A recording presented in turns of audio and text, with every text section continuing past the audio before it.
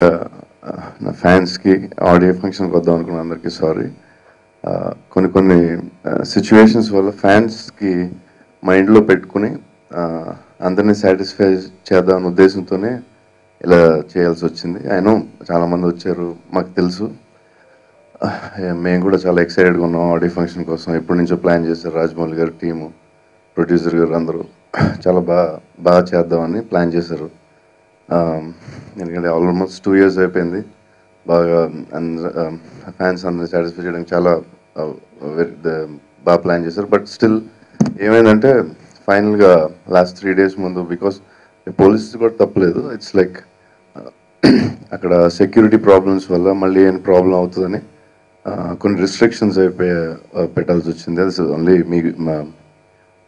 అక్కడ ఉన్న people security కోసం. బట్ కొంతమంది వచ్చి చాలామంది బయట ఉండిపోతారనే ఉద్దేశంతో నేను కూడా వద్దని చెప్పాను. But will try to satisfy you. Sorry again. And next చేయబోయే plan will let you know soon.